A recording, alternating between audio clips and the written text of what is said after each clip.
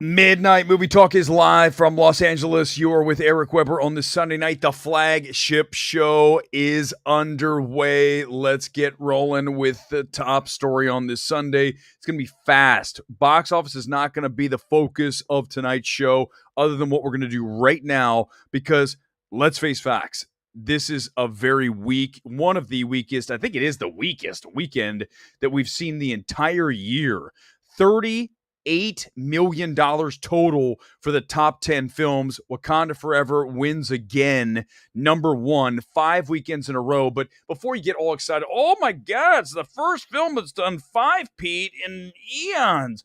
Remember that it's had no competition. The weekend after it opened, nothing. The weekend after that, Strange World, which bombed. And we've had no big film, no tentpole come into the marketplace until Disney's other huge film, Avatar 2, The Way of Water, hits coming up this Thursday. And we'll talk about that in a moment. The big story really is about The Whale putting up the largest per theater average of 2022. Now, A24 did a really smart thing here. I think it's the way you wanted to do this, and more studios need to do it. Tar did it. Fabelmans did it. It's really the way to go when you have an art house film like The Whale. You platform it. You start it in New York and LA, where all the cinephiles are. You let them go to see it. You let the good word spread. In this case, the terrible word, because The Whale is abysmal. But you can't argue with the fact that it made $60,000 per location this weekend in New York and LA in those 6 spaces. You know, Burbank did really well. Today I was over there watching Empire of Light. Nobody in that. I mean, it fizzled. Empire of Light did not do any business this weekend. It was like 1,000 per screen on 1,000 screens, something like that. Really bad number. But, you know, The Whale, it's going to be interesting to see what happens when it opens wide on the 21st. Brendan Fraser, that story is very appealing, and people who are outside of the sphere of Twitter, the film Twitterins, right? Those people, the people that are outside of that, the everyday American living in the, quote, flyover states, they are aware of The Whale because they know who Brendan Fraser is. Everyone's heard the story, the comeback, and all that. The problem that I have with The Whale, and we'll get into this in a little bit, I don't want to go too far down this path at this moment, but I will say that I think a lot of people are reviewing and evaluating The Whale based on the Brendan Fraser story, not the actual film. Because if you're evaluating the actual film, there's no way to come out of that film without saying it is atrocious. Worst screenplay for an awards film in the past decade plus. I think it's one of the worst awards films in the past decade by far. And the fact that Las Vegas, the critics in Las Vegas, the vaunted Las Vegas critics, gave it a top 5 best film. They only have 5 best films. They put it in the top 5. Disband the organization. You do not know what the hell you're doing. And there's no room for debate there. None. Zero. So here's what's going to happen. This coming weekend, Avatar 2 is going to save theatrical.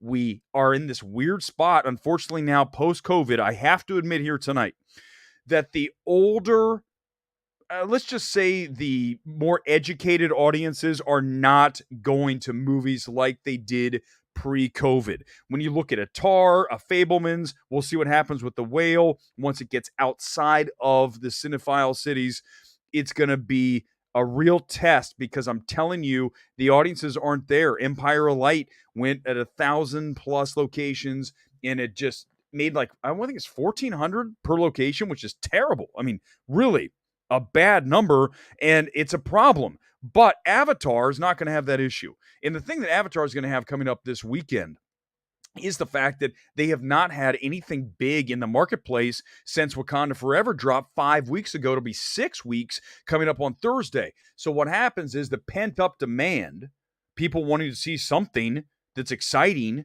they will all show up for Avatar. Look for that at least 185 plus. I think it has a chance to get to 200. The problem with the film is, you saw the stream we did the night I came out of it. What was that, Monday night? Tuesday night? It is hellaciously overlong. It is punishing in its length. And I think people are going to be really turned off by that when they get to see it. Comments coming up in a moment, but I do want to get to the centerpiece of tonight's show. And it is this. Why are you calling everything or every other film that you watch a quote masterpiece? Stop doing it. Film Twitter, stop doing this. A masterpiece indicates to someone who reads the word that the film is perfect. There are zero flaws to the film. And when we throw around the word masterpiece with films like Everything Everywhere All at Once or Del Toro's Pinocchio, we are destroying the value of the word masterpiece. You gotta stop. You're losing whatever credibility you had in the first place because masterpieces are few and far between. I'm talking years between. We might go 5 years between masterpieces. I think for me, the closest thing we have to a masterpiece this year is Tar. It is easily the closest thing, followed by After Sun. Those are the two best films of 2022. Now, for what it is, Top Gun Maverick is very close to a masterpiece. I think for what it delivers and what audiences wanted out of that film, I can use it there and I don't have a problem. But when we start calling Pinocchio, the Del Toro version, not the Disney one that I didn't even get around to watching, the Del Toro version that is now on Netflix, we can't call that a masterpiece because you know why? For one just start with the real simple thing. You can't have a masterpiece with forgettable songs, right? The songs, go ahead, sing one of the songs from Pinocchio. Hum it. You can't because they're not good. So right off the bat, strike masterpiece gone. I'm gonna, let's do it because this is where I think the show is more fun when we actually just call people out. You guys ready? Here we go.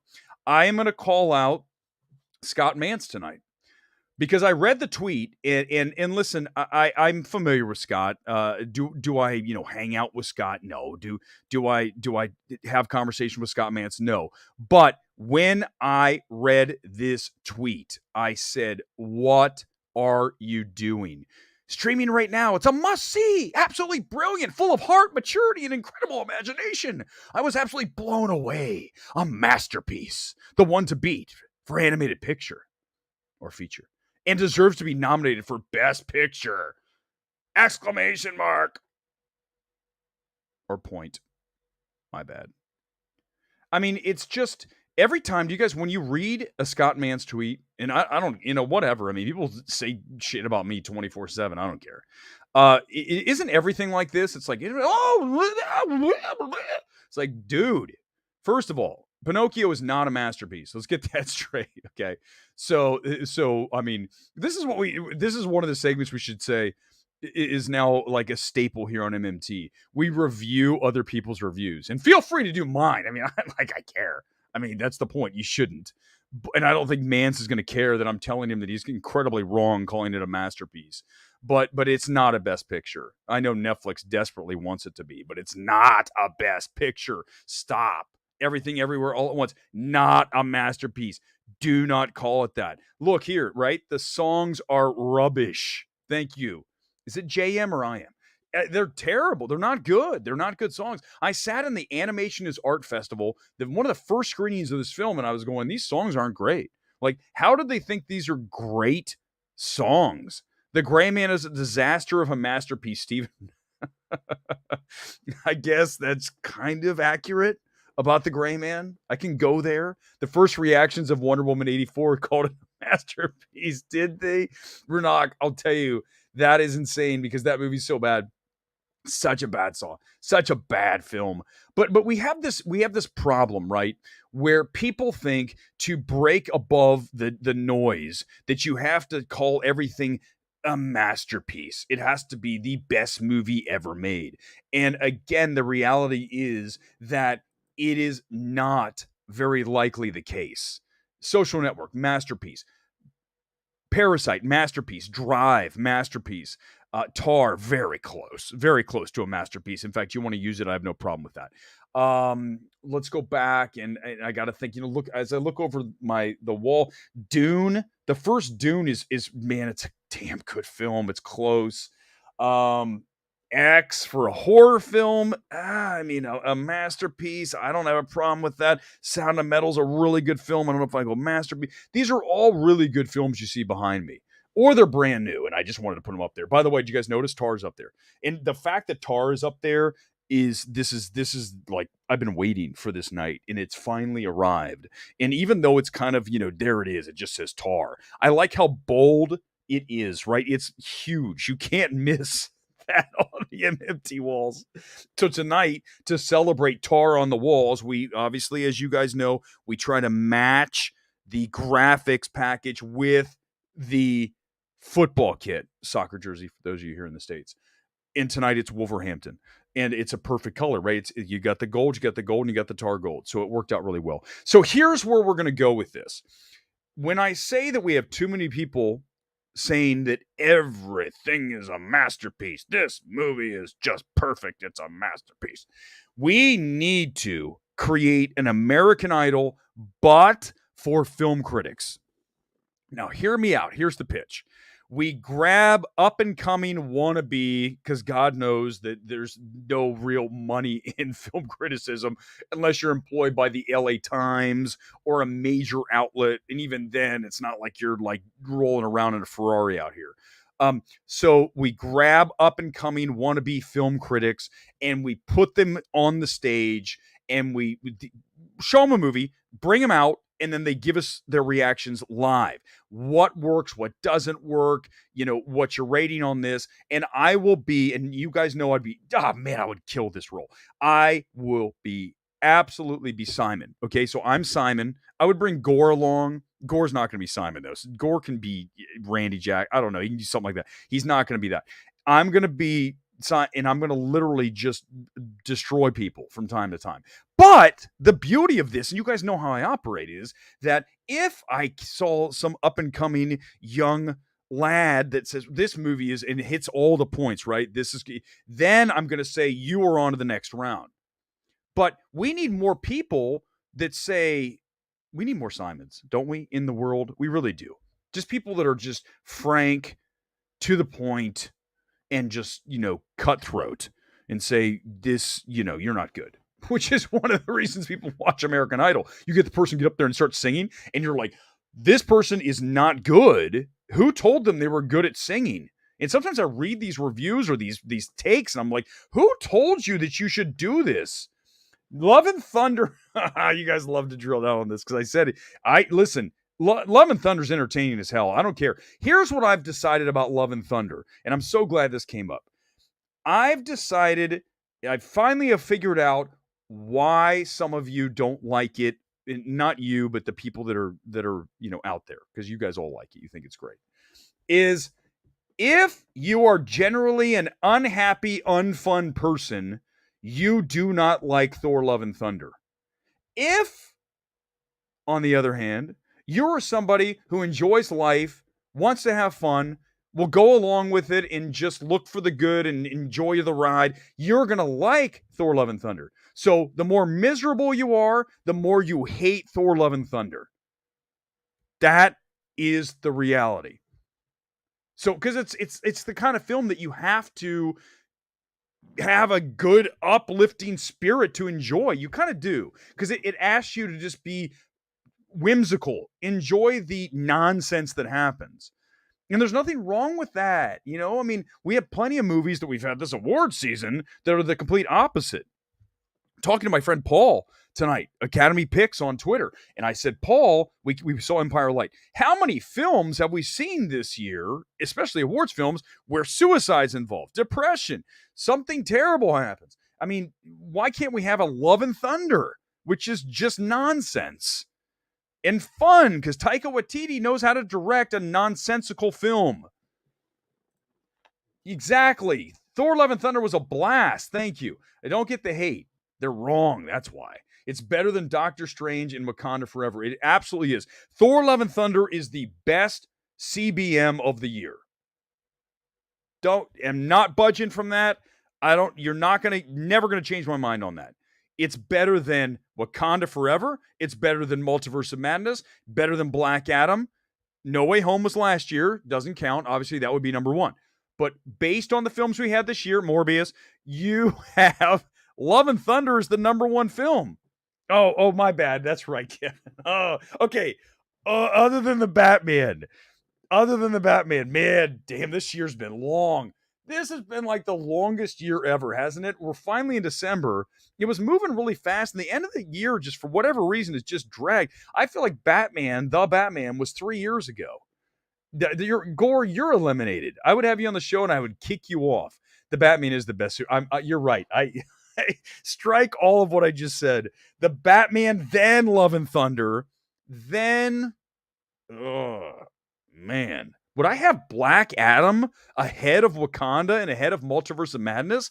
Based on the scale, I might, just because of The Rock. The Rock's better there. I will talk in absolutes, damn it, Scott. I will.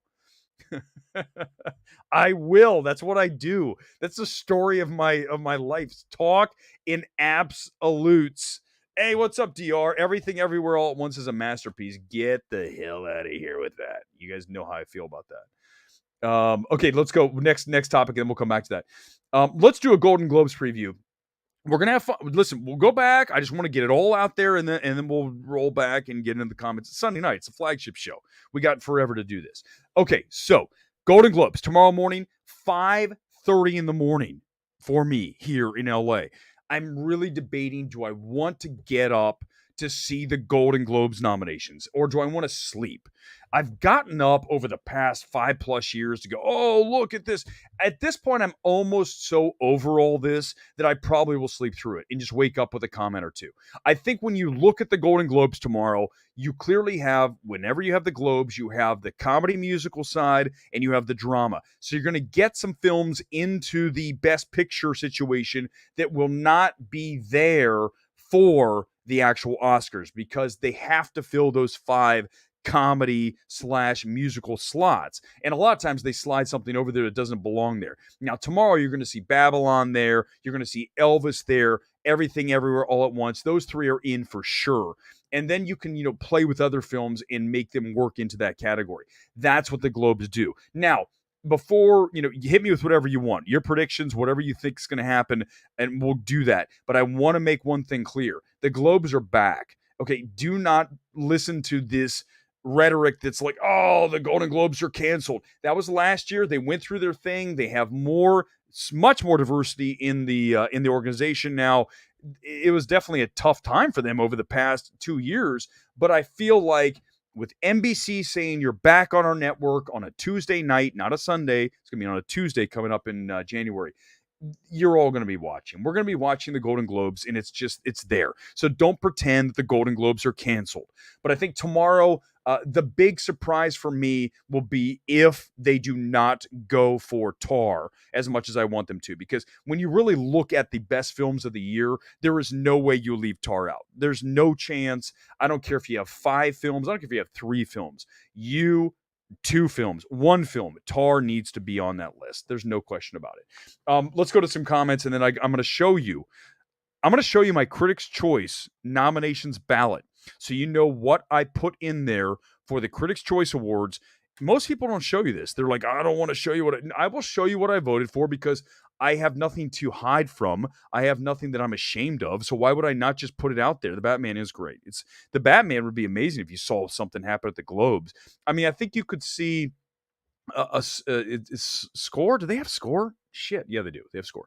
Because the Globes don't have a lot of stuff like editing, cinematography. So they have some things that are missing. They have screenplay, 1 screenplay. So they have 5 slots for screenplay. And then you have foreign language. You've got song, but a lot of the categories don't transfer over because they don't do the tech stuff. So just be advised. Be advised of that. Let's see what else we got here. People are forgetting the Batman. I know. I'm sorry. I completely literally like, what? Yes, the Batman is number 1, but Thor: Love and Thunder is number 2. Thor: Love and Thunder is number 2. Tar is a great film. It's unbelievably great. I mean, it's just a fantastic. When you look at Tar beyond Cate Blanchett, we've done whole streams on this, guys. Go back and look and just listen to my first reactions coming out of the theater here in Los Angeles. Just at that premiere, this film. This is a film. Todd Field, best director. You saw LA film critics say that today. no question that is the case. It is one of the best films of the past 5 years, not just this year. So let's do it. Let's pull up my Critics' Choice ballot, and then you guys can take me to task, whatever you want to do. Like, that's not a good pick. This isn't good. Okay, let me zoom in. Here's my email. I don't want you guys to see my email, then you guys start sending me emails. Okay, here are my 5 picks for Best Picture. Now, let's make sure everyone's aware of what's happening here. So for Critics' Choice, they don't let you put 10 things in. So I had to pick the 5 films that really meant something to me this year. Now, there might be something that was right on the border, but these are the films, no question, number 1 is Tar, okay? Number 2 for me, After Sun. Adore After Sun. I've seen it multiple times. I have not cried as hard as I have during After Sun that I in years and in a very, very long time. Top Gun Maverick, number 3 for me. Women Talking, such a terrible title, but you guys got to trust me. Women Talking, Sarah Polley's direction on that, just absolutely, as the Black Phone kids say, mint. And then Elvis. Elvis was one of the most entertaining films of the year, other than Tom Hanks. By the way, I went to the Elvis party last night. Really nice. Boz Lerman there. I talked to Mandy Walker, who's the cinematographer, and it was a really fun event. I love supporting films that I want to support, that I believe in. Here's my Best Actor choices: Austin Butler, Elvis, number 1 for me. Paul Mescal for After Sun, number 2, and then I got Fraser in there at 3 because the film's terrible, but Brendan Fraser is very good in a terrible film. So that is why I have Fraser there. I actually debated putting someone else in there, but I feel like we can at least get him in there. I can't vote for Brendan Fraser to win. The film is so bad. I can't say it enough. It's atrocious. And because of that, I can never vote for him to win. I can't. Next time, Brendan, maybe you get a different role, a better film, and then we can talk. Best Actress, Cate Blanchett is the best performer this year, period, in either sex. Okay. And yes, we are doing sexes here. We're not doing the best lead performance by a person. Stop. Guys, just stop. The critics groups that do that, just stop. Daniel Deadwyler, Till, and then Mia Goth, Pearl X. Supporting actor Michael Ward from Empire Light, number 1 for me. Saw it again tonight. I really enjoy that film. And let me tell you, it's not a great screenplay. I'm not going to argue that. Come on. That's not Sam Mendes' strength. But everything else in that film is on point. Ben Whishaw in Women Talking, and then Kwan and Everything Everywhere. Supporting Mulligan, Foy, and Bedu. A lot of you saying Bedu is a lead. Listen, she's supporting for me. I don't have a problem with that. That's what Sony wanted. I think it's close. It's not like it's total fraud to say that Mbedu is supporting and Viola Davis is lead. I don't have a problem with that. For young actor, I had a lot of you guys came in and helped me with this because I forgot. I completely forgot about Madeline McGraw. I remember Frankie Corio from After Sun, number 1 for me by far. And then you had Madeline McGraw on Black Phone. Unreal. Jalen Hall is in Till. I forgot to put Till on there. Hopefully they'll be able to figure that out. Best Ensemble, Women Talking, The Menu, and Top Gun Maverick. Those are my top 3. Best Directing, Tar, Todd Field, Women Talking, Sarah Polley, and then RR with SS. And he's going to, listen, he is getting close to, like, RRR is getting closer and closer and closer to getting into the Best Picture situation. I mean, really close. I'm very surprised to say this. I did not think it was going to happen, but listen, they've done a couple things, not a couple, they've done a bunch of things right. The PR company that's handling this is really doing a good job of getting voters into and getting them excited about RRR. They have had a Beverly Hills residency at a screening room in Beverly Hills on the weekend over the past several weekends, which is what a cagey play, because what you have then is, hey, I want to see RRR. I can go down to, I can't tell you where it is, but the theater in Beverly Hills and watch it. And they have a reception. You get a drink, you get a croissant, and you watch RRR. And I'm telling you, it's going to pay off. Right now, it's getting closer and closer and closer to getting in. Let's keep going. Best screenwriting, Tar, without question. The Menu, and then Decision to Leave. 3 best screenplays of the year are right there in front of you, followed by Women Talking. Now, the reason I have these 3 above, these are all original, right? The Menu, Tar, and Decision to Leave are all original screenplays. For me, that is good. Well, these are original, but these are my top 3, period, okay? Then down here in adapted, we have Women Talking, She Said, and Top Gun Maverick. Cinematography, Tar. Do not discount the cinematography in Tar. Elvis, that's why I was so happy to talk to Mandy Walker last night, who was the cinematographer Elvis. By the way, she told me the first scene they shot in Elvis, you guys know? It was the 1968 special. That's what Baz wanted to start with. He's like, let's shoot that first. And so she was like, we were talking. She's like, I was expecting maybe we shoot, Elvis and his father and mom like at home. No, the first scene is going to be the 68 special. Like, what?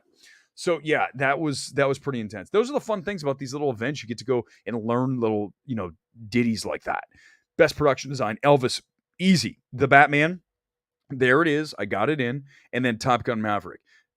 So those are my three. Usually you have a period piece there, which is Elvis. For me, I think that both of those work, even though I know Maverick for production design sounds a little, but I mean, listen, you had to create the world. Remember, production design is very simply world building. So anytime that you have world building at an exceptional level, then I've got to put you into the production design mix. Best editing, strong category, and I think these are all very strong picks. Decision to Leave, 1. Moon Age Daydream, 2.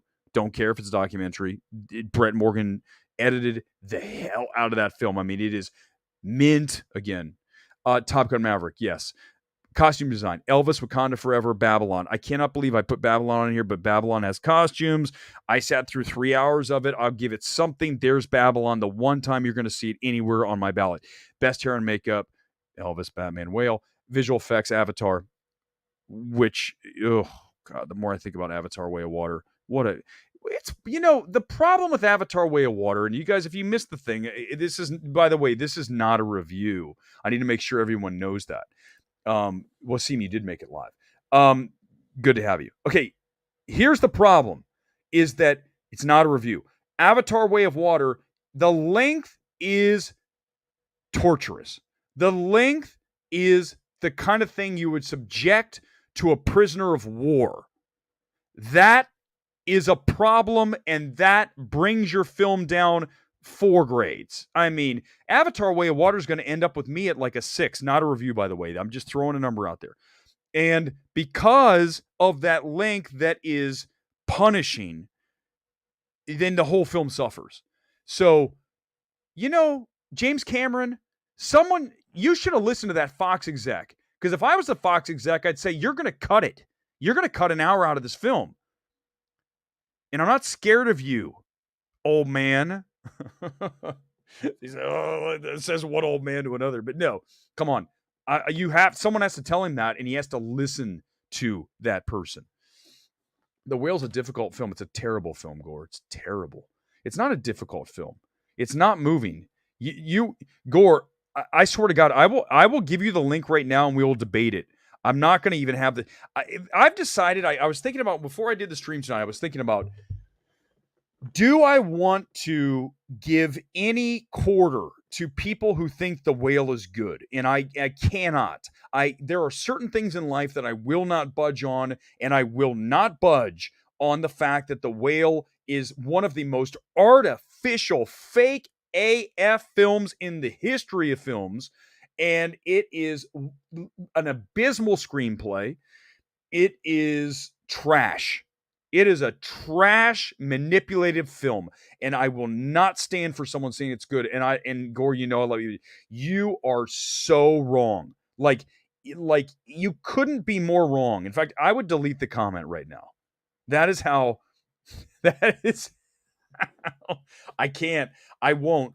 I will. Yes, The Whale is in one location. That's another reason The Whale sucks. The Whale, you're stuck in Fraser. By the way, I always knew it was Fraser. I said it was Fraser. He said, say it's like Razor. It's Fraser. What was Adam Sandler saying? Frazier? Fraser.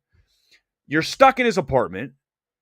And then these characters that are fake, artificial, cloying, just garbage, come in, like the missionary who comes by and's like, hey, I want to save you. And they start talking. It's terrible. God, I don't want to talk about this movie anymore. It's so terrible. The daughter in The Whale is the worst character of the year. Ken Murray, couldn't agree more. Her being ignorant to a religious guy is uncalled for. Sadie Sink is outright bad in this role. Now, is that Sadie Sink's fault? I don't know. The screenplay does her no favors, but she has one mode. There's zero modulation to the role. If I were Sadie Sink, I would eliminate the whale from my resume, from my tape. I would never mention I was in the film. It's a bad performance.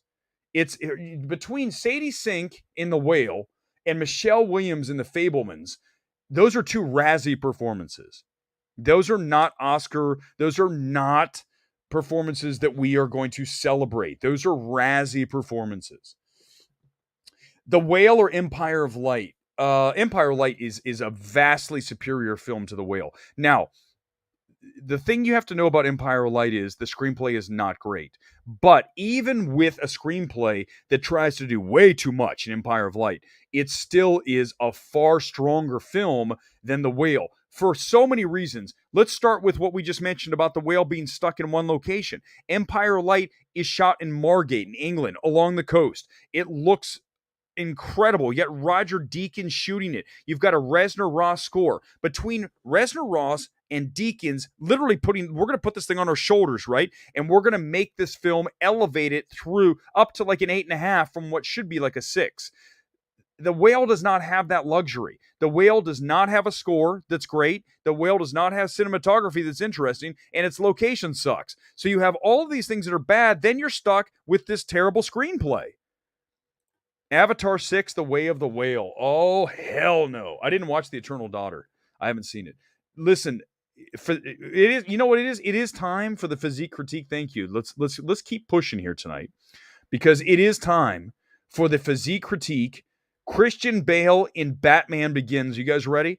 This was one I thought about, and again, if you want to get into this, you hit me with a super chat and we got it. The next one is yours. Okay. But tonight we are going to do Christian Bale in Batman Begins. So, okay, Brendan, let's pull up the fat. YouTube video and we'll pop it up in fair usage here. So I don't want to hear campy rating. Come in the next day and go okay, home here we go. Yeah, That's not him. Go home at night. Let's hit pause when we see him. And the fight. Okay, they're showing the stunts. Where was he shirtless? I had him here a second ago. There he is. Okay, hold on. Let me see if I can find him. There he is. Okay, here, stop. Okay, so here we go. So here's Christian Bale. He's obviously bulked up for the Batman, or I should say Batman Begins, not the Batman. Not every movie's the Batman. But here's the problem with his physique, is that he's just bulky. He doesn't have any cuts, right? So here's a good look. So when I look at him, I see, first of all, I see very good traps, right? I see good traps on him. I see he's got size, but I want to see the body fat drop. I want to see the body fat down to like, I don't know, like something like 6%. He looks like he's about 15. You guys right? I mean, it's okay. It's an okay thing. No, it's fine. I got rid of it. This is not copyright. No copyright. Fair usage. It was like 30 seconds. Maybe. I mean, there's not much else to say about Christian Bale. He bulked up, but he didn't get as cut as I would like. Right? When we look at like Jackman, Wolverine, or even Ryan Reynolds in Deadpool, that's a good one we could do.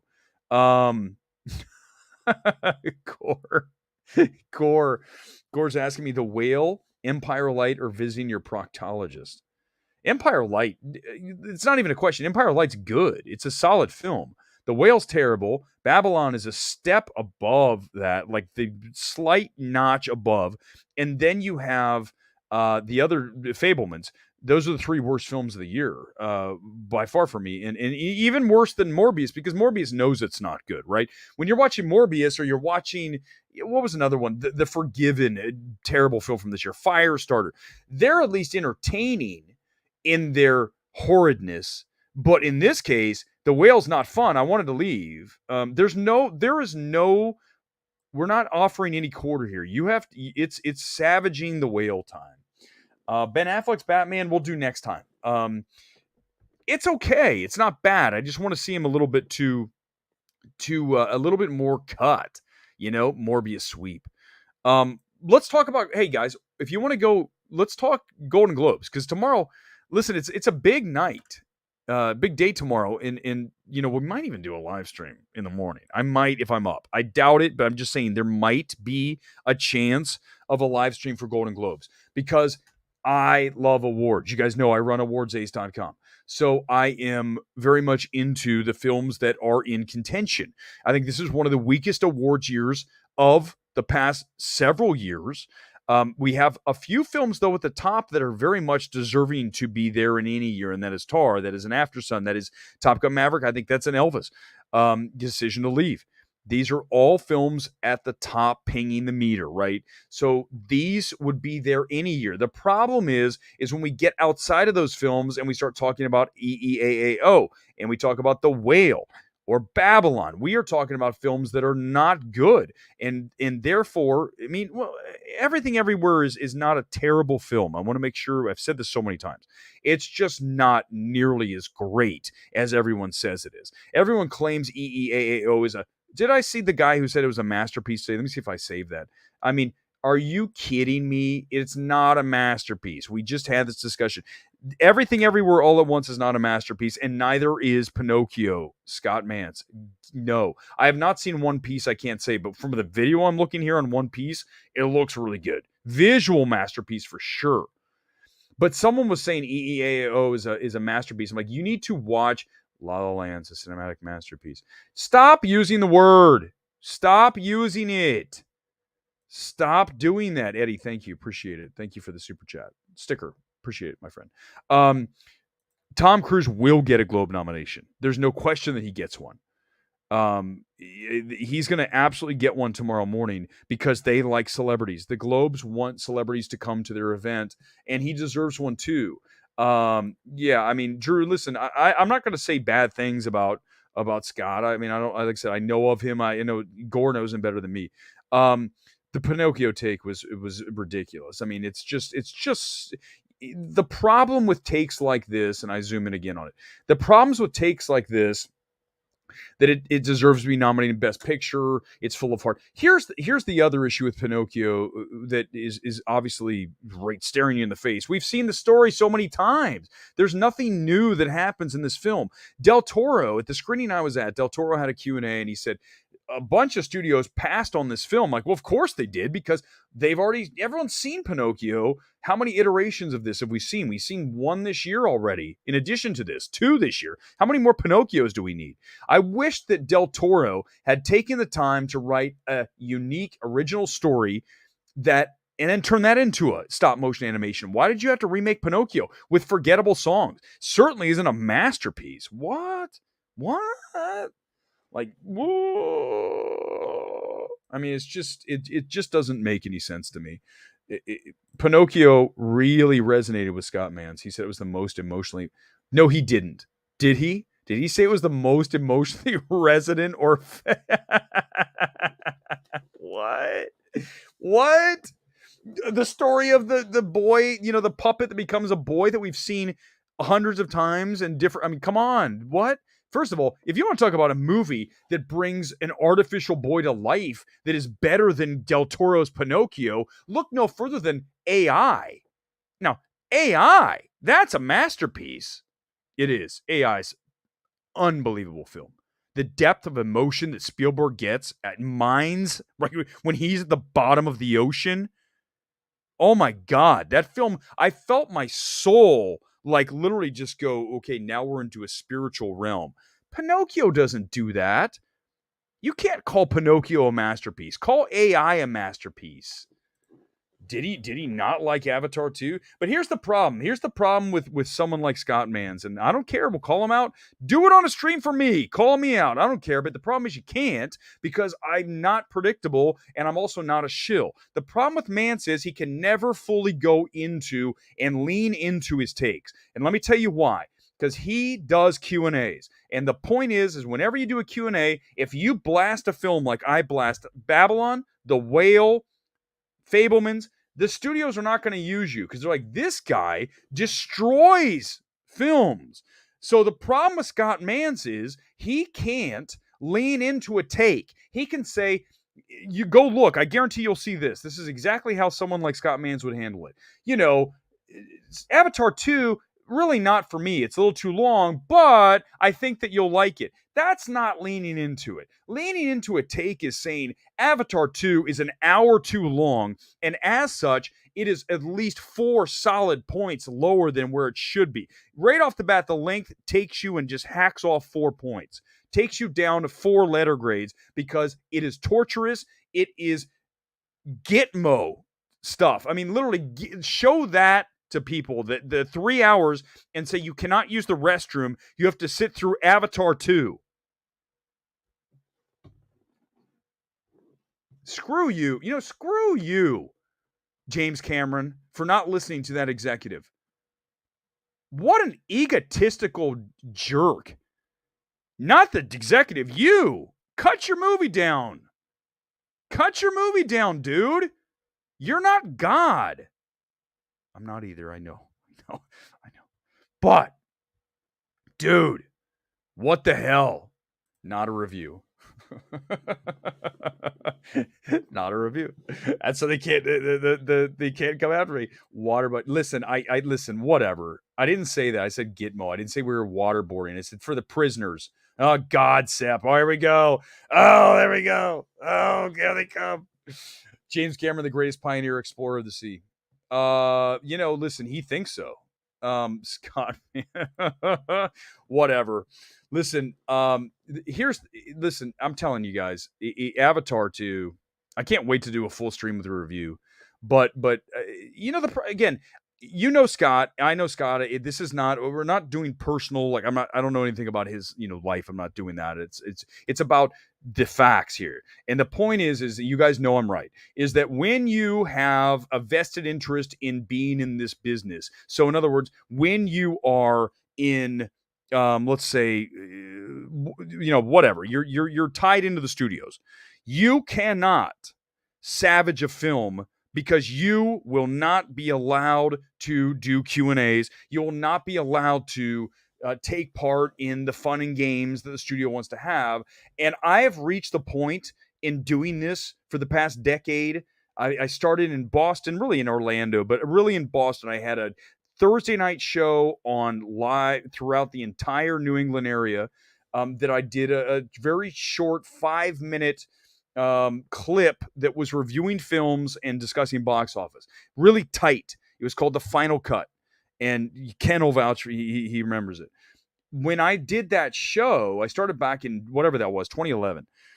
That's been over 10 years now. I'm at the point now of doing this where I've been talking about movies and doing this thing for so long.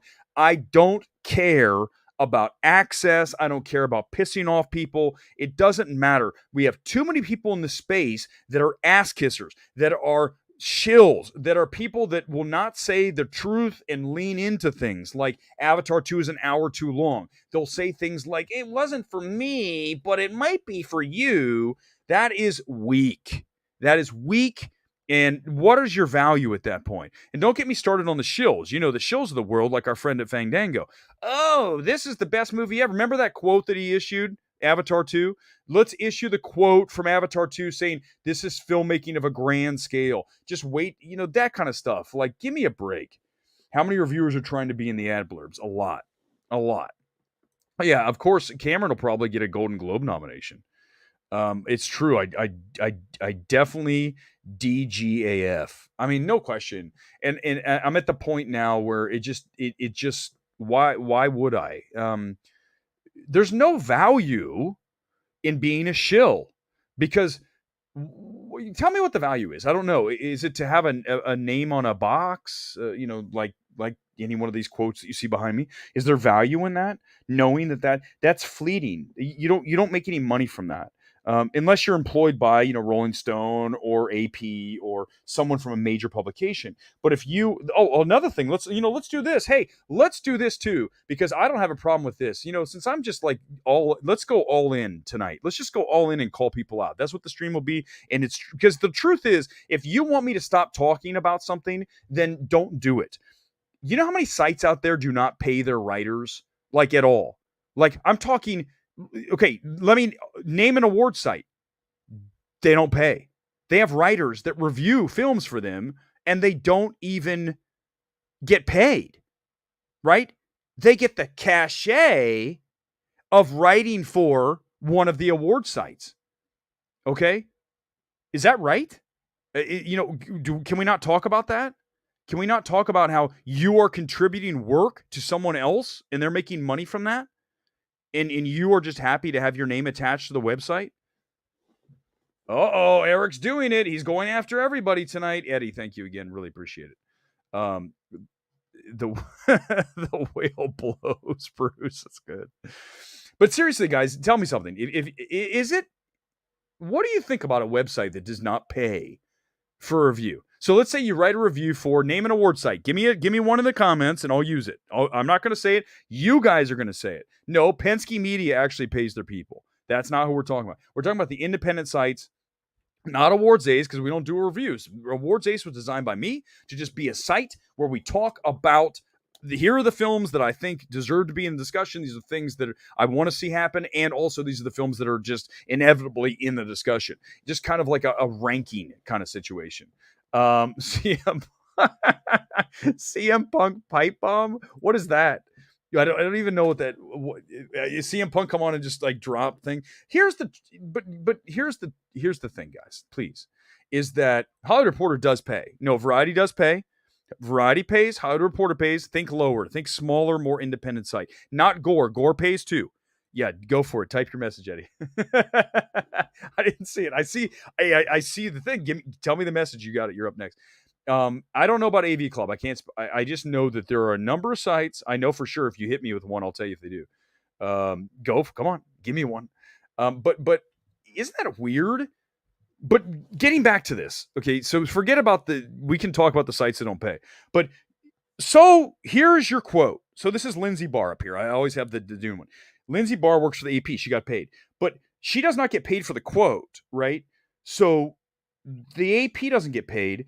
Warner Brothers uses it, and then you have some kind of transaction where it's like, oh, well, look, I'm on the box, right? Like, okay, so here is, I told you I'm never putting this up.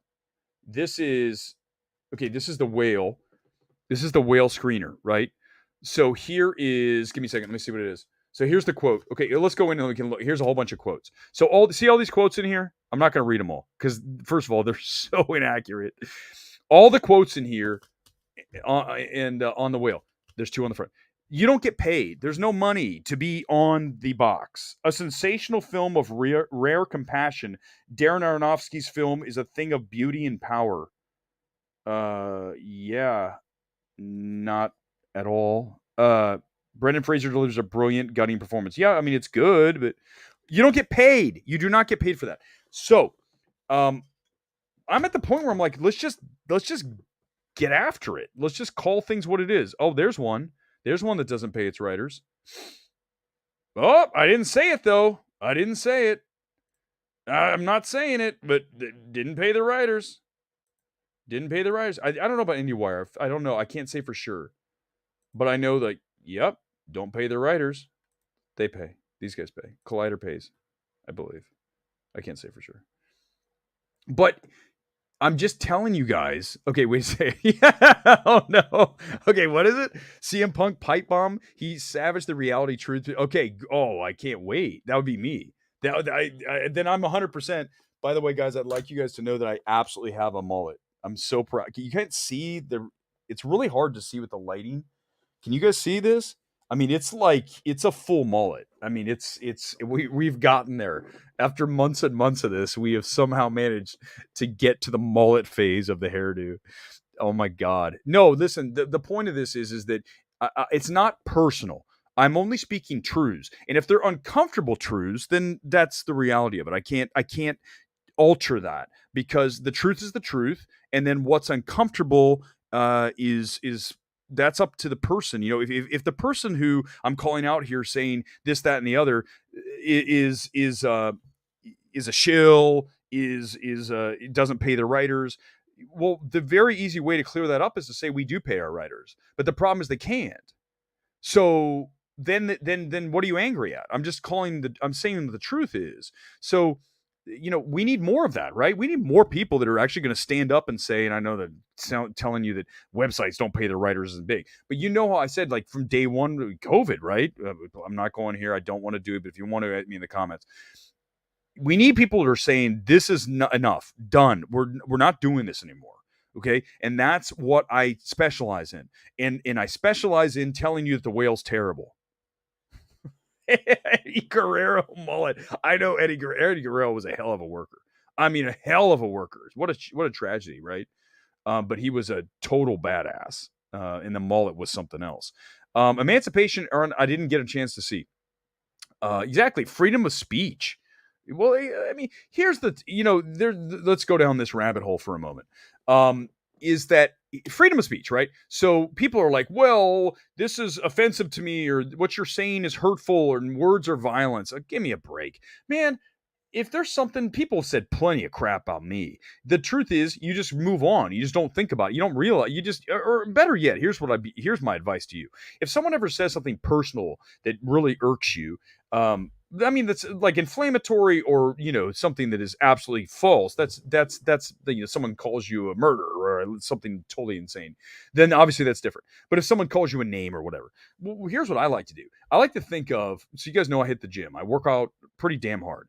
And what I use for my motivation is the ability to draw on, hey, guess what? If my haters could see me now, let's go now. And that ability to almost draw on that to fuel you is good. It's a great thing. So if that's the case, then let's go. I have no problem with that. Use whatever is happening in your life that you don't like, use that to drive you to do something about it, right? Websites not paying writers atrocious, should be called out. So 100%. I mean, that's the thing, right? Is that there's nothing wrong with me saying that these websites are wrong for not paying. Gore does pay. I know he's told me he does, so I obviously I know that he does. So, but the rest of these, this is not an attack on Chris Gore. If he, the writers shouldn't slutty. Yep, right, Jonathan.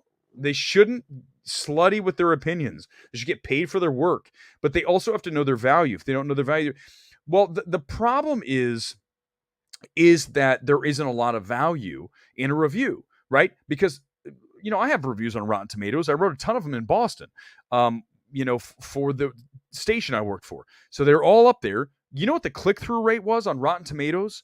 It was so low. I mean, all the people look at Rotten Tomatoes is the blurb. What is a blurb? It is a tweet. Tweets are the new form of review that people care about. Sure, some YouTube stuff, but in general, they want it to be as tight as possible. And I think I'm really solid at doing that, taking an entire film and compacting it down to 280 characters. Sometimes I wish I had 290, 300, but with 280, you go, this is hits, runs, and errors. This is what works. This is what doesn't. Here's the score. That's it. And that's all that matters now. So when you say the value, there's not a lot of value in reviews. There's just, they're not going to pay a lot of money for it. But the writers want to be connected to Hollywood. But having done this for so long, going to a screening, come on, man, you're seeing a movie early. I mean, is it really that big of a deal? Last night at the Elvis party up in the Hollywood Hills, fun event. I enjoyed it, but at the same time, I've done it so much that it's like, yeah, so we're in this multi-million-dollar mansion. We're hanging out. There's Baz Luhrmann. There's the cinematographer, Mandy Walker. There's the people and the team, and Lisa Marie Presley was walking around somewhere. But once you've done it, it just doesn't have the same right punch that it did when you first step into it. And you're like, oh my God, I'm here. And look, there's Tom Cruise and there's Brad Pitt and there's Viola Davis, whoever. You don't have that same excitement level. And so now I'm at the point where I don't have that as much. Like you can obviously tell by the way I'm talking about it. And even last night, I'm like, I think I'm going to leave. I don't even want to be here anymore. I'm just going to get in my car and get out of here. But I have value in watching movies. That's what I want to do. I want to be honest about those evaluations and as absolute open as I can be here on MMT, or anytime that you met me in person, you get the same person you get here. There's no difference, right? So there's no act. There's no, I think I'm overall. I mean, Gore would probably tell you I'm a pretty good guy. Erick's tweets are the chef's kiss. Thank you. Yeah, I feel like they are pretty decent. And now I'm trying to do less tweeting and more here. Let's just do it here. So again, guess how much money you make on Twitter? $0. A lot of film Twitter folks making U-turns on Maverick. What? They're what? They're saying they like it? Yeah, let's talk about that for a moment. So today, Clayton Davis, no, I know Clayton. He had the thing saying, "Oh, surprise! Guess what? Top Gun Maverick could actually win." Well, gee, I didn't say that for like months now. That's the other thing is if you go back and look at our track record here on MMT, on the Twitter, wherever you want to go, look through my track record. My track record is pretty damn strong. Okay, I'd say it's one of the strongest. I mean, I'm not just saying that because it's me. I think Gore will back me up on this. Is that when I have an evaluation on a film, it is typically how it goes. EEAO is one that is definitely not, but I do not hate the film. I think it's incredibly overrated. I will say that I think a lot of people who think that EEAO is going to do this like sweep of the Oscars, they're living in film Twitter world. It's not the kind of film that is going to resonate as well as Elvis, as Top Gun Maverick. Those two films are going to work much better with a wide mainstream voting block Oscar type voter than EEAAO, right? With dildos and black bagels and, googly eyed rocks. All these things are not going to work as well for an Oscar voter. And when you look at a film like Aftersun, one of my favorite films of the year, by far, Charlotte Wells, one of the best directors of the year. Can't wait for whatever she does next. But when you look at Aftersun, that's not a film that's going to be as embraceable as a film like Elvis, Maverick. Aftersun's very cinephilic. Cinephilic films are difficult for a lot of Oscar voters. I, again, have one of the highest grades of the year on Aftersun, but it's not. I also understand how it's not going to be the same. It's going to be one of those mileage will varies films. I don't think you're going to come out of Aftersun and say it's bad, though. The Whale, that's another story. Terrible. I'm going to lie. I write to the negative blurbs because it's probably true. Yeah, right, Bruce? I mean, true. It really is. When you look at the negative, I like to read the rotten because I think that's where the more of the truth. I'm not saying it always is the case. By the way, thank you again for the super sticker. But I will say that I think that it is I love to read the rottens after I get out of a movie, after I've issued what I think about the film. Now, I have never, and I mean this, ever looked at other people's reactions to form my reaction. In fact, I think one of the weakest things that you will ever see is a tweet or an instant reaction that says, I have to sleep on this. No, you don't. You do not need to sleep on this. You need to, using all of your talents, evaluate what you just watched without knowing what anyone else said about it. And the perfect example of that with me, and this didn't happen with a lot of people, storming out of the Babylon premiere here in LA a few weeks back and saying this is a tonal disaster. One of the first tweets out. I didn't look at anyone else's reaction. I said it's a tonal disaster, an absolute mess of a film, and I didn't know anyone else's reaction because I don't want to know. I want to give you my reaction based on what I thought, not on what other people think. Now, there are also some people in this business, and you can put them in the comments if you want, that have been accused, and I've heard of these stories, and it's like, I can't imagine doing this. It's crazy to me. They go to see a movie at like a Sundance or a Toronto, and they look at other reactions and then cobble together something. And there's, I'm not going to mention the name because I haven't seen it. I'd have to look at the actual tweets to know, was this, borrowed here and there. But taking other people's thoughts and then making your own from those, cobbling it together.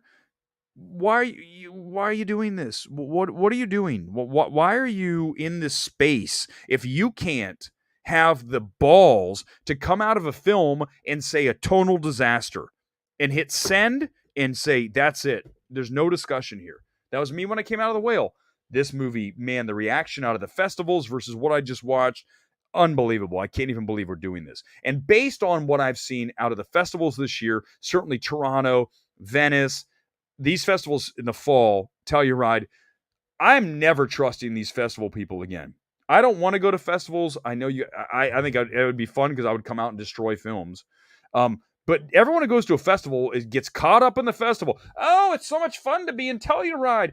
Who cares? The movie's in front of you. That's all that matters. I mean, look, I was bad mouthing Babylon walking out of the theater as the actual cast was walking up the stairs. It's a true story. Absolutely true story. Jeff Ewing can back me up. Scott Menzel was there. I was walking down the stairs. They're walking up, and I had to stop for a moment because I was like, I came out of Babylon and I was enraged walking down the stairs. When you're at the theater there, it's the Academy Theater over on Wilshire here in LA. You come down the stairs, you pass the Oscars, and you walk down, and I was like, this. And I was like talking loud, and the people down there were like, "Oh my god, this guy is like he's in the you're in the premiere, dude." I'm like, I can't stop myself. It's so bad. It's so bad. I can't. I've told you guys from when we started this channel 7 months ago, is that I have Bruce, I have Jim Carrey. Bruce, that was his name, wasn't it? In Liar Liar. I have liar syndrome. I cannot tell a lie without me going like, if you ask me, Babylon's great. Babylon's I can't do it. It's like impossible for me to do it because my soul says you got to speak your truth, and that's all I do over and over. I skip festivals like I skip leg day. Yeah, time to train Gore. Yeah, right, Gore. He's making fun of my leg day. He's like, dude, when's the last time you were at the gym, Gore? Now I'm attacking Chris Gore. Oh god, no, I don't. We're boys. We're boys. Babylon box office bomb. Yes, it's not going to do well. It's a 3-hour film. It's coming out at Christmas, which will help it because there's nothing else coming around, right? You got Avatar, and then you have some other thing. It'll do well because it's counter programming. Because Avatar is going to clean up. But I really believe that Avatar is going to do a crazy number this weekend, and then it's going to drop off. It'll do well over Christmas. I'm not going to argue that. But I'm telling you that the word of mouth on Avatar will not be that great. It'll be okay. It won't be that great. I promise you it won't. I'm the same way after I watch garbage. I speak my opinion way too loud when I'm walking. See, isn't that the thing? Like, you come out of the thing, right? You come out of the theater, and you're like, this movie is trash. I can't believe I just watched The Whale. And I told you guys the story about The Whale. I come out of the screening, and there's Brendan Fraser, there's Sadie Sink, there's all these, everyone else in the movie. And I come around the corner, and there's the A24 reps, the two national publicists. And they looked at me and said, Eric, what'd you think of The Whale? And I went, a face similar to that. And I said, guys, it's terrible. It's a terrible film. And I'm going to have to nuke this thing.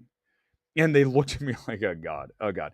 And that's just the way it is. There's no other way to do it. And I didn't, and I think the other thing that I'm true to is that if I don't like a film like a Babylon or a Whale, I didn't go up and talk to Brendan Fraser and say, oh, you were great in the movie, because I'm about ready to send a tweet that says this movie's atrocious. So isn't that is so two-faced, right? Somebody who says your movie's terrible and then walks up to someone and says it's great. Now, if I ever ran into a director of, let's say James Cameron, I just obviously said that someone needed to tell him to cut an hour out of his movie.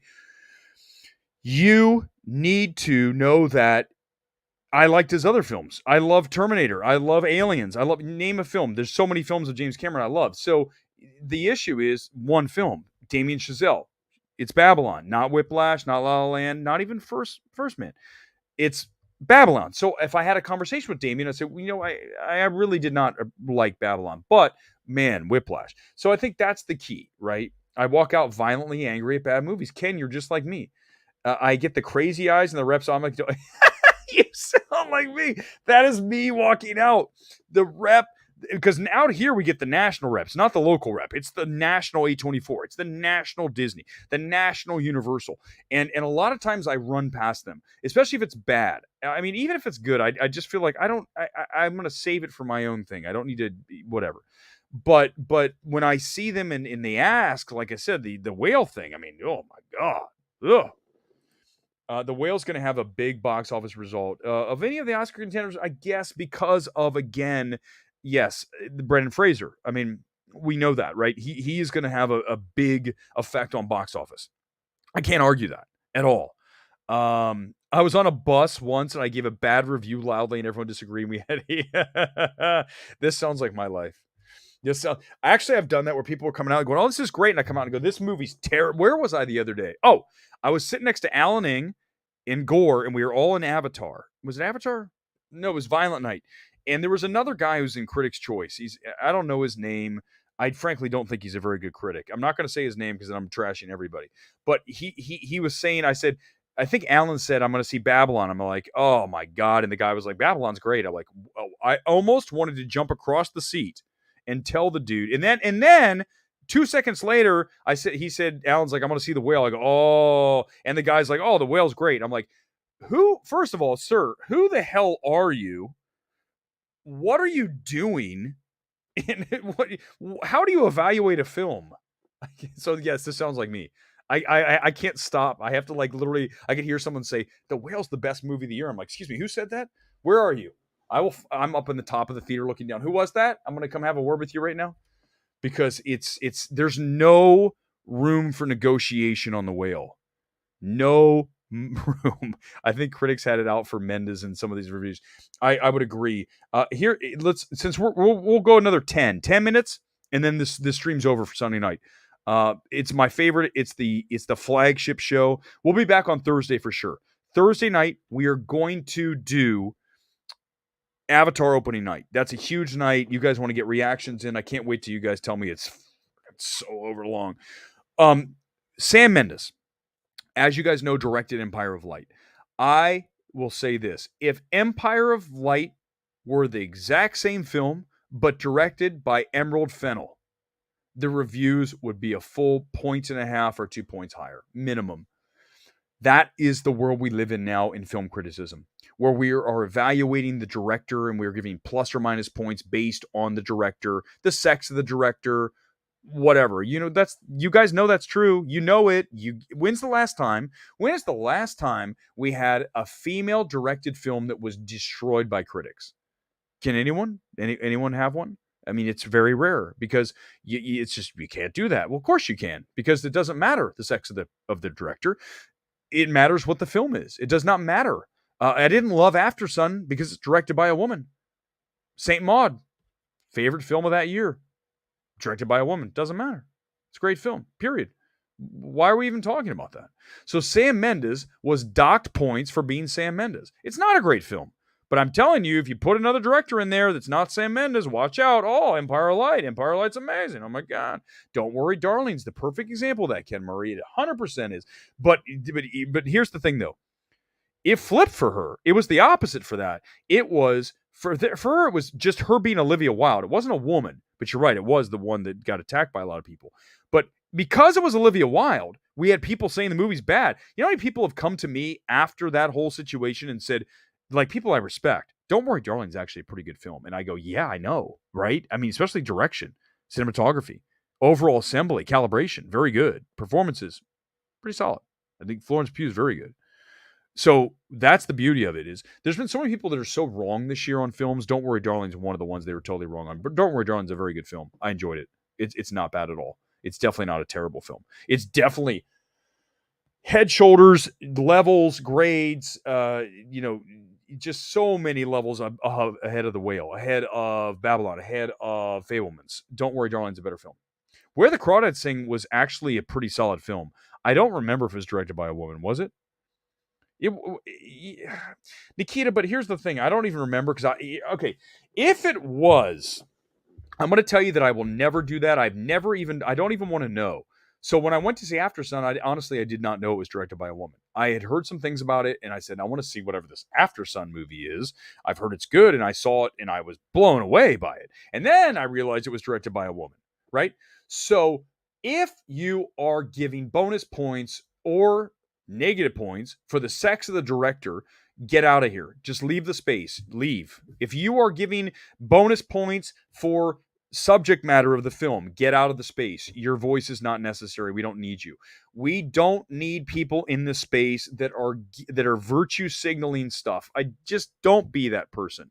Just value people on their ideas and who they are as a person, not on their sex, not on their race, not on their religion, none of that shit. Just value people based on what they bring to the table. Are they a good person? Are they a bad person? Are they smart? Are they funny? Notice how I'm not talking about any kind of sex or any kind of race in this situation. Why is this so hard for some of you? Not you guys. You guys are awesome. For some people out there, why is it so hard to just value somebody for who they are? I've never looked at somebody and said, I like you more because you're a man, a woman, name anything. I've never done that. You're cool because you're cool. Damn, man, I hate that. God, it makes me angry. That might be the best moment because I'm right. That's 100%. Everything I just said is 100% right. There is no arguing to what I just said. That if you're valuing people more or less because of their race or their sex, whether that's white, black, green, purple, doesn't matter. The person's a person. It's it. There's nothing more to say, man.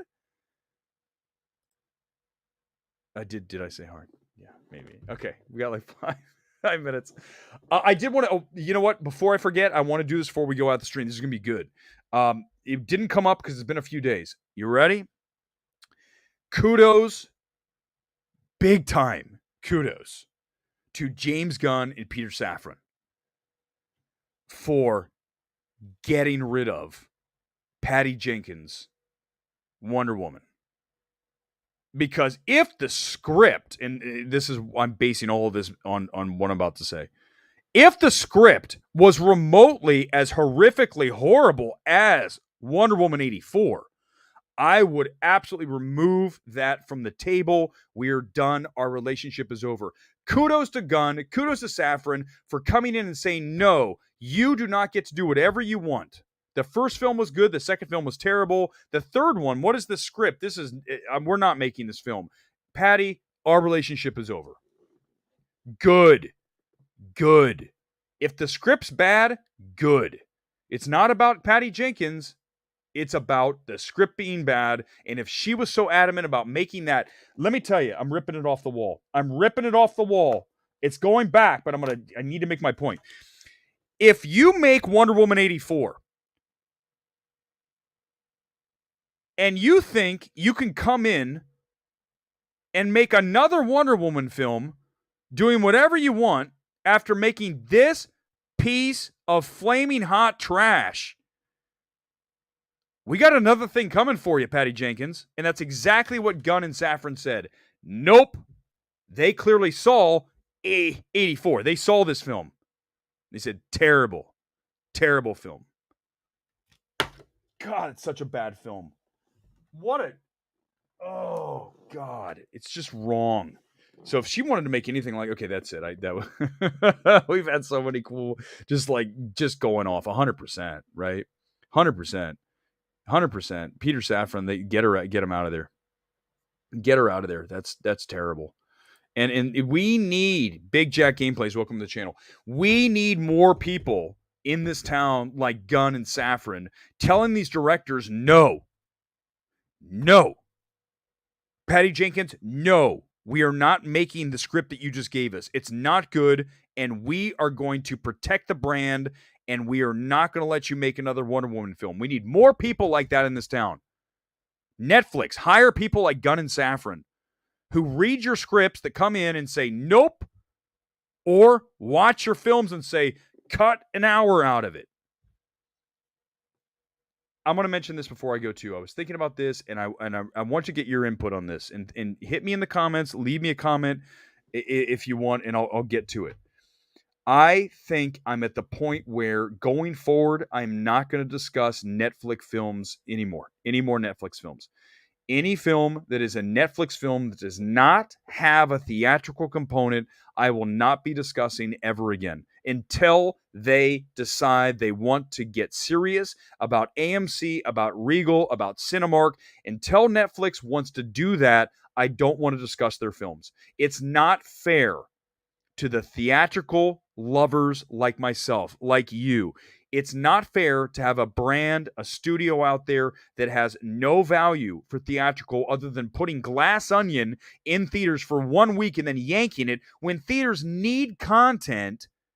You said, nope, we're going to take it back and we're going to make everybody wait till it hits Netflix on December 23rd or whatever the hell the date is. For that reason, for Netflix having no respect for the sacredness, the absolutely sacred nature of theatrical, I don't want to talk about Netflix films anymore, ever again, until they get that corrected. I don't want to discuss. I don't even care if it's The Killer by David Fincher, even though I want to see the film. I can't wait. If you don't have that in AMC and Regal and you don't have a theatrical component, I'm going to pretend you don't exist because you do not value theatrical, and therefore we have to take a stand. If you want to take a stand with me, do it. Let's make this happen. Let's make Netflix do this. Do this theatrical thing because don't stop at Netflix. Only theatrical, 100% Jam. I do not talk about anything that is streaming anymore. That's my new rule. If it's streaming only, I will not discuss the film. I won't even watch it. If it's not in theaters, I will never discuss the film. I barely talked about Prey. I talked about Prey because they showed it to me in the theater. But I do not want to watch any more Universal's Making Exorcist. I understand, Goober. I get it. There's people that suck in theaters. I understand. That's a whole nother subject we've talked about. We're about ready to wrap the stream, but I'm telling you guys, I don't want to talk about another Netflix film until they figure out that theatrical matters, that theatrical is important, that theatrical we need to keep in place. And the more they devalue theatrical, the more that I do not want to talk about them. Let me see what they say. Netflix is no fault. There's a listen. No. Listen, no. I'm no cell phone. No. Listen, I know you've been a long time watcher, but I'm not. No. Yes, they're a streaming studio, but there's no reason they can't have a theatrical component and leave things in theaters for 1 month. They had Glass Onion there and they yanked it out. No, I'm not going to allow that to happen. Netflix needs to hire a whole theatrical crew, get people in there, all go work for you guys. I mean, God knows they would never hire me at this point, how I destroyed so many of their things. But I will tell you this, that I would make certain that their stuff was in theaters because it just makes it more prestigious, right? It's a whole nother thing. We can do that a whole nother thing. I'm exhausted, guys. I think the stream's going to end. It was awesome tonight. I will be back here on Thursday. We'll pick it up here. Netflix theatrical, Patty Jenkins, whatever you want to do, leave it in the comments. As always, thanks for being here. MMT's back on Thursday. Out from Los Angeles. Good night.